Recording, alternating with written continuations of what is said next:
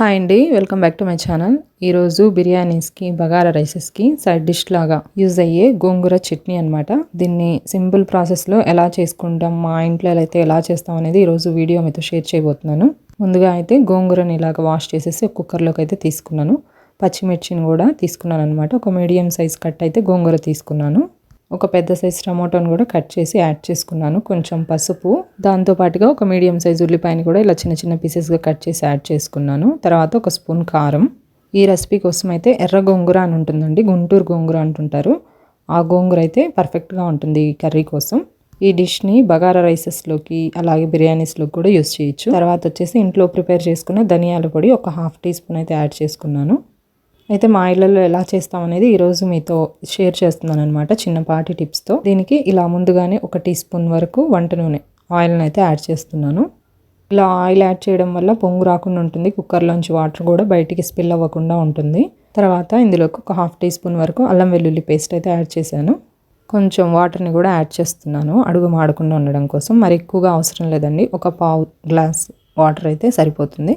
తర్వాత లిడ్ పెట్టేసి విజిల్ అయితే పెడుతున్నాను. దీన్ని ఇప్పుడు స్టవ్ మీద పెట్టేసుకొని ఒక 3-4 విజిల్స్ వచ్చేంత వరకు కుక్ చేసుకోవాలి.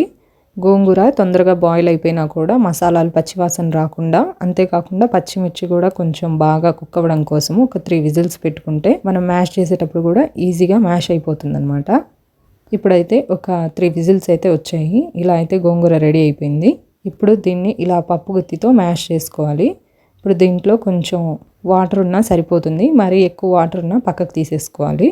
ఇప్పుడు ఇందులోకి ఒక 1/2 టీ స్పూన్ వరకు ఉప్పునైతే యాడ్ చేస్తున్నాను. మీ టేస్ట్కి తగ్గట్టుగా మ్యాష్ చేసిన తర్వాత సరిపోయిందో లేదో చూసేసుకొని సాల్ట్ని అయితే యాడ్ చేసుకోండి. నేనైతే ఈ రెసిపీ కోసం ఒక 10 పచ్చిమిర్చి అయితే యాడ్ చేసుకున్నాను. గోంగూర కొంచెం పుల్లగా ఉంది కాబట్టి ఒక 10 నుంచి 12 బాగా కారంగా ఉన్న పచ్చిమిర్చిని అయితే యాడ్ చేసుకున్నాను. ఆ పులుపుకి కారం సరిపోవాలి కాబట్టి. సాల్ట్ కూడా కొంచెం ఎక్కువగానే పడుతుంది, చూసి యాడ్ చేసుకోండి. ఇలా మెత్తగా అయితే మ్యాష్ చేసుకున్నాను. చాలామంది తొందరగా అయిపోవాలి రెసిపీ అని చెప్పేసి కొంచెం గోంగూర చల్లారిన తర్వాత మిక్సీకి అలా వేస్తుంటారు. అలా వేస్తే బాగోదండి, ఇలా మ్యాష్ చేసుకుంటేనే టేస్టీగా ఉంటుంది అనమాట. మరీ ఎక్కువ క్వాంటిటీ ఎక్కువగా ఉన్నప్పుడు మనం ఏం చేయలేములేండి, దాన్ని అలా మిక్సీకి వేసుకోవాల్సింది. కొంచెం కచ్చా పచ్చాగా వేస్తే సరిపోతుంది. ఇలా కొద్ది క్వాంటిటీలో చేసేటప్పుడు ఇలా మ్యాష్ చేస్తేనే బాగుంటుంది. Biryani బగారాస్కు perfect side dish. మీరు కూడా ట్రై చేయండి. వీడియో నచ్చితే లైక్, షేర్, సబ్స్క్రైబ్ చేయండి. Stay healthy and happy. Bye అండి.